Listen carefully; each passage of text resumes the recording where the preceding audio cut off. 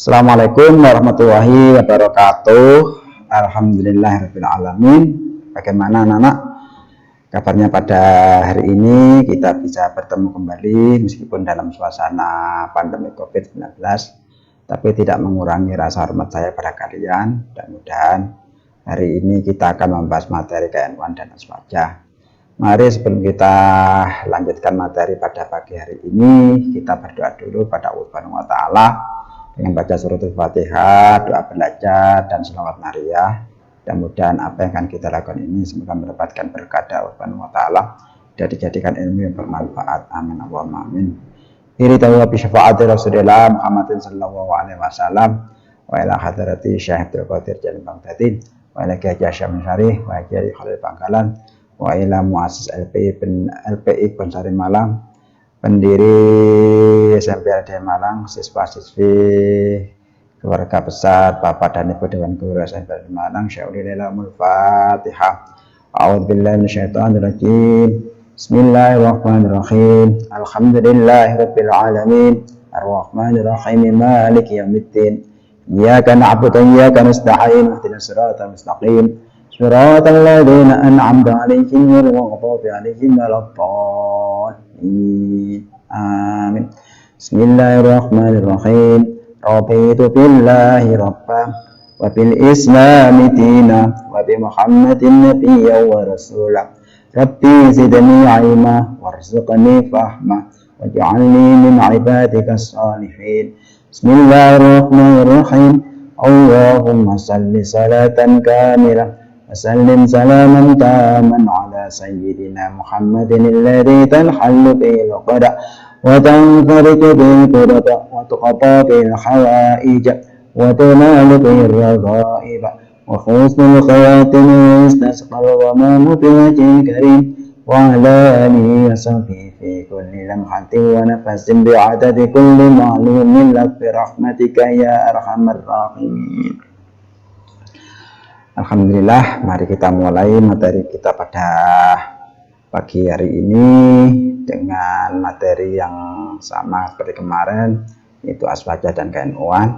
Pokok bahasan yang kita bahas adalah, silakan anak-anak kita mengikuti tayangan dulu ya. Ini kita akan membahas masalah yaitu akidah Aswaja An-Nahdiyah. Kita akan membahas bagaimana sih akidahnya paham Aswaja atau An-Nahdiyah ini. Kita akan membahas seperti itu ya anak-anak ya. Baiklah, kita akan lanjutkan lagi. Dari tujuan pembelajaran ini diharapkan kalian dapat satu, menjelaskan konsep akidah Asy'ariyah dan akidah Maturidiyah. Kedua, tawasud dalam akidah Asy'ariyah dan akidah Maturidiyah. Dan yang ketiga, menggunakan spirit ajaran Asy'ari dan Maturidiyah sebagai pandangan hidup dan berpedoman dalam berperilaku.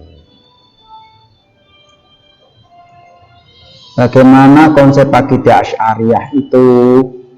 Mungkin anak-anak akan bertanya, apa sih akidah Asy'ariyah itu? Pandang konsepnya gitu ya.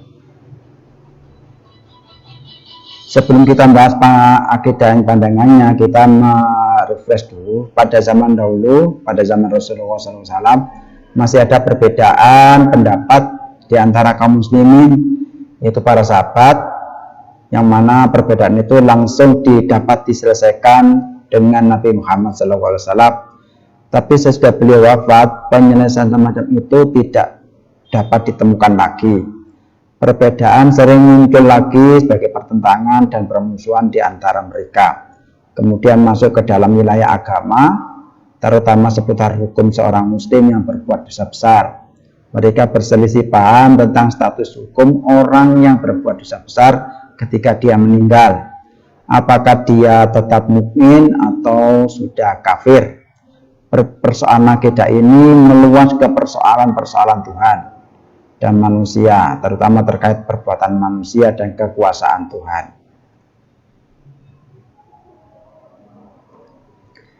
Mereka juga berselisih paham tentang sifat Tuhan, keadilan Tuhan, melihat Tuhan, kehudusan dan kekodiman sifat-sifat Tuhan, dan kemakhlukan Al-Quran. Di tengah perselisihan itu lahirlah dua kelompok moderat yang berusaha mengkompromikan keduanya.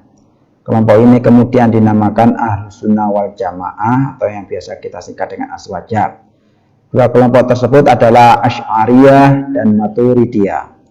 Asy'ariyah didirikan oleh Imam Abul Hasan al-Asy'ari yang lahir di Basra tahun 260 Hijriah atau 873 Masehi dan wafat di Baghdad tahun 324 Hijriah atau 935 Masehi. Sedangkan Maturidiyah didirikan oleh Imam Abu Mansur al-Maturidi yang lahir di Maturid, Samarkand dan wafat tahun 333 Hijriah. Nah, akidah Asy'ariyah merupakan jalan tengah atau tawasud di antara kelompok keagamaan yang berkembang pada saat itu, yaitu kelompok Jabariyah dan kelompok Qadariyah. Kalau kita bagi pandangannya secara tabel gitu ya, kelompok Jabariyah. Pandangan kelompok Jabariyah menyatakan bahwa seluruh perbuatan manusia diciptakan oleh Allah dan manusia tidak punya peranan apapun. Yang kedua, pandangan kelompok Jabariyah, kekuasaan Allah adalah mutlak. Sebaliknya, kelompok Qadariyah menjelaskan bahwa perbuatan manusia diciptakan oleh manusia itu sendiri terlepas dari Allah. Sedangkan kekuasaan Allah itu terbatas. Itu menurut kelompok Qadariyah. Sikap tawasud ditunjukkan oleh Asy'ariyah dengan konsep al-kasb atau upaya. Menurut Asy'ari, perbuatan manusia diciptakan oleh Allah, namun manusia memiliki peranan dalam perbuatannya. Kasab ini memiliki makna kebersamaan kekuasaan manusia dengan perbuatan Tuhan. Kasab juga memiliki makna keaktifan manusia dan manusia bertanggung jawab atas perbuatannya.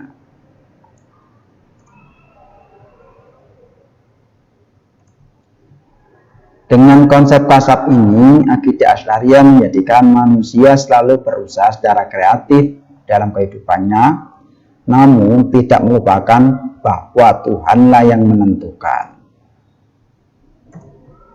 Konsep Mu'tazilah yang ditolak oleh sikap tawasud Asy'ariyah adalah sebagai berikut.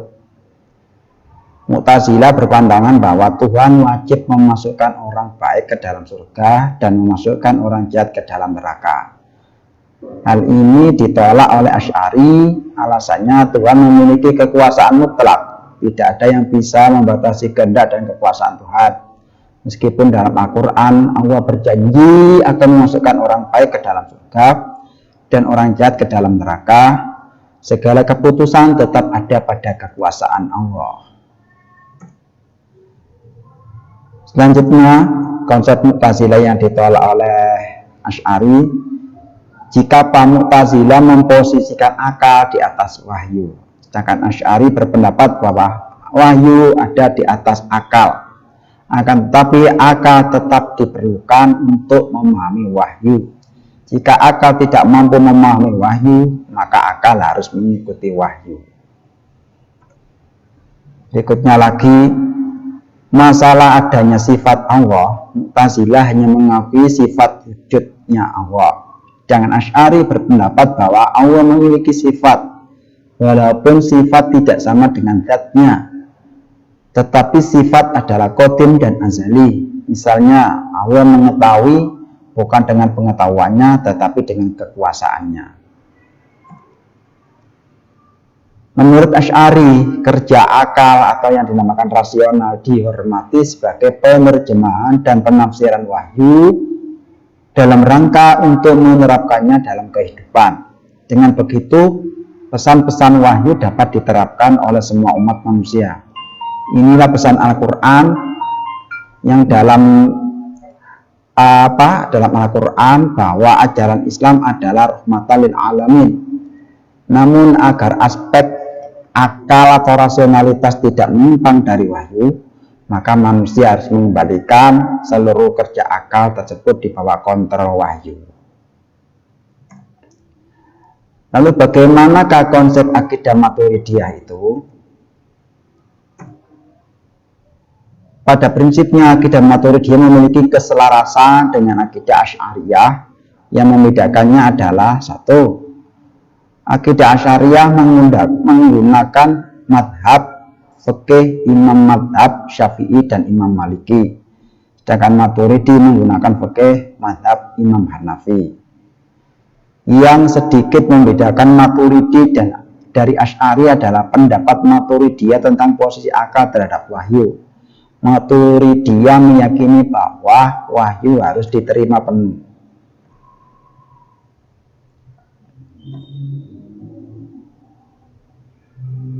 Berikutnya lagi,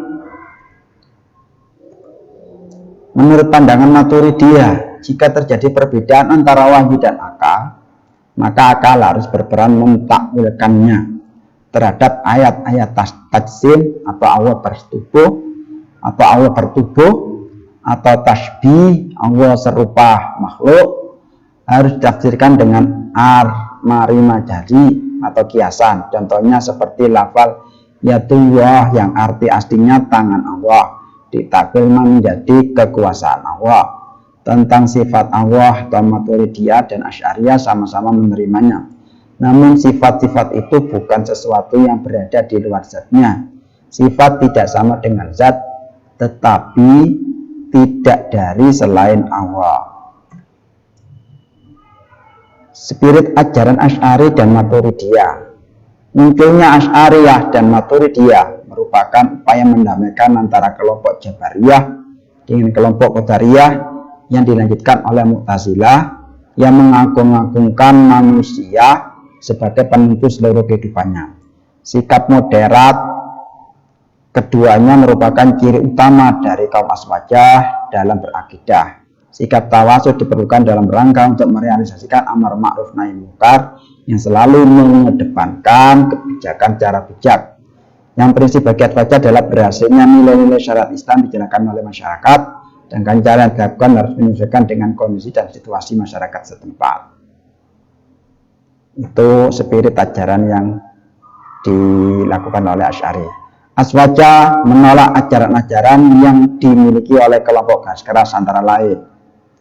1. Aswajah menolak Mu'tazilah yang memaksakan ajarannya kepada orang lain dengan cara keras. Yang kedua, ajaran Aswajah menolak untuk menuduh orang dengan tuduhan musyrik dan harus dihukum hanya karena berbeda paham.